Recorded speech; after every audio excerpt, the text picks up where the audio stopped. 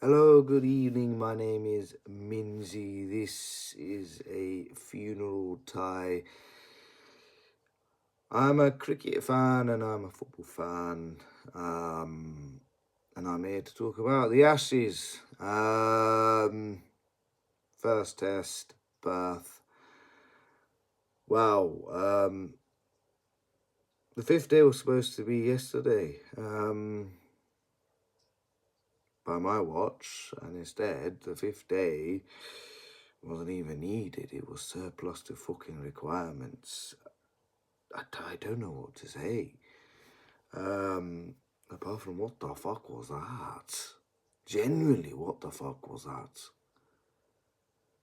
With my cricket club of Mossley Hill have told us whether or not we want to get involved in a little prize draw, a little bet of what will happen in each of the Ashes tests and who the top run scorers are and who the best bowler is going to be. I decided to play along with the British media hype that, if there's going to be a series in which we can win, this is the one. But you know what? My head, and this is why I really wish I did listen to my bloody head. I really wish I gave the predictions of an Australia 5-0 whitewash, and instead I done something so stupid. I said Australia will win the first one. Australia would then win the second one by an innings, which will probably happen by an innings. All right, because England's record at the Gabba is absolutely atrocious, and our record in day-nighters is even worse. All right, and then the third one I said England will win. The fourth one I said England will win, and the fifth one I said England was going to win on the last ball. England were going to retain the Ashes 3-2 after going 2-0 down. I do see England going down 2-0. I don't see England getting 3 back-to-back victories against Australia. It doesn't matter if the whole of the Australian setup gets fucking injured, because England, unfortunately, they play like fucking Bangladesh in a fucking, oh, for fuck's sake, you bunch of pricks, all of you, you play like Bangladesh when it comes to your batting. Like, generally, I couldn't tell if it was England or Bangladesh that turned up. I generally couldn't tell. I really couldn't tell. And I'm fed up of talking about Bangladesh. I genuinely hope one day India just invades Bangladesh and makes it India, so that finally I can at least have some part of me that will probably see my other part of the nation win ICC major events. That's all I want to see happen. I just want to see India invade Bangladesh. Just one day. Please, just make it happen. Alright, because I'm fed up of talking about Bangladesh. They're always a bunch of bottle jobs. They bottled it against Pakistan Shaheens in the emerging Asia Cup final after being set a target of 125 to win in 20 overs, and they bottled it. All the top orders, they just went non-existent. They had to leave it to the tail enders to somehow tie the game and take the final to a super over. Alright, and we lost the super over. Bunch of cretins. I hate Bangladesh. Every time I look at Bangladesh, I feel sick. But me and Raj were watching that game. We're just going, I hate them. I bloody hate them. We broke my bloody plate watching that pile of shit in the fucking emerging Asia Cup. But England are equally adding to that fucking shitness with their batting. Why? Just why? First day was an absolute chaos with Mitchell Stark doing what Mitchell Stark does. He runs through the English back order like a Bonnie Boo bang bus, yeah? Literally, absolutely obliterated each of them. All of the English batsmen were like Bonnie Blue, were just giving our wickets away, giving our dignities away. And I saw Mitchell Stark ran through that England team. He absolutely rattled us. But then England came back into it. We had a first innings lead of 40, which, given the circumstances of what happened in the first day, you should have compensated and went, right, let's consolidate. Let's be a bit smart here. We've got 4 days left. We need to bat out 2 out of those 4 days. Okay, we need to bat 2 out of those 4 days. They proceeded to lose within 2 sessions.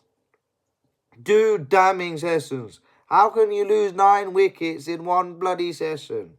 unfucking believable, unforgivable. And I can't talk because I'm not a batter. I'm an absolute horrific batter. But some of the shots that you were playing were the equivalent of what I do for Mossley Hill, where I attempt to reverse hit it off the first fucking ball. Much to my teammates' gripe, they all want to strangle me.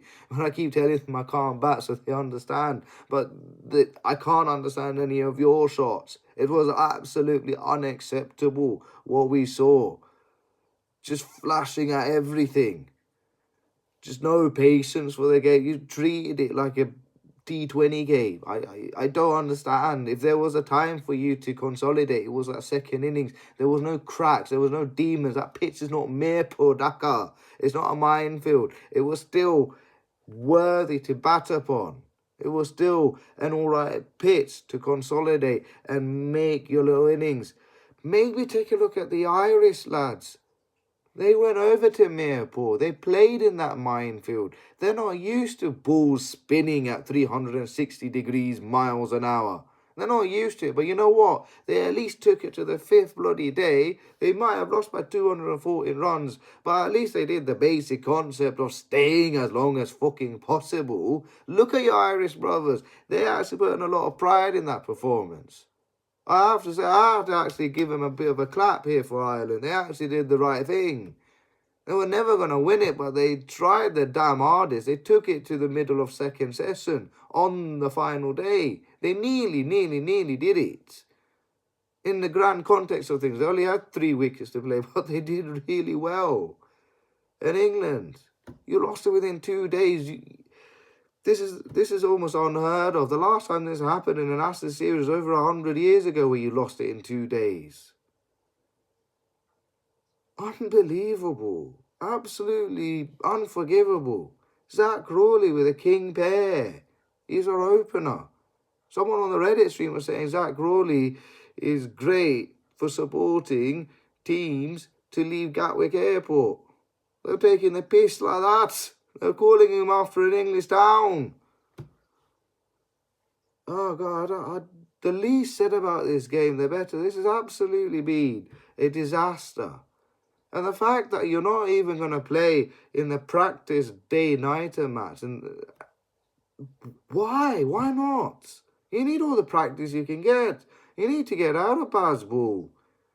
Nobody does Australia like that. Nobody has ever even done that to Australia. West Indies have gotten a win over there, and India, who are the only nation that I know that have gotten a series win on Australia, did not go and win test series there by playing bazball. Playing T20 cricket. They actually played proper test cricket. And that's what England need to do. That's what England need to do. But sadly, I think my next prediction is going to be right. We are going to lose by an innings. And God knows how many runs for Australia if we're going to continue this nonsense of bazball and not practice a day-nighter with the England Lions team. Jesus fucking Christ, I can't actually believe I actually betted on England to win 3-2. What's in this smoke? Is there some ecstasy or MDMA in this smoke? Someone please tell me. I bought it from Czechia, yeah. I couldn't... Oh, fuck it, Al. I'm so pissed off. I know there's some sort of poison in here. Probably taste of MDMA. It's probably MDMA flavour. That's the only way I can explain how on earth I made such a terrible decision in that bet. I wish I can change it to Australia 5-0, but I can't. I genuinely can't.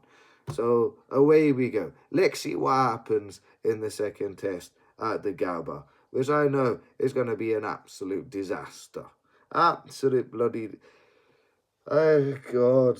Oh, someone bought me on the head. I'm already in my dustbin that's filled with bloody vomit from Sunday morning's nonsense because of Saturday night's nonsense. It's got so much stink. It's got so much stink that it matches England's stink of a performance. And Bangladesh's nonsense in the bloody emerging Asia Cup. Oh, what a terrible week it has been for me as a cricket fan. It really has been an absolute stinker. Oh, I've had enough. God help me for the second test.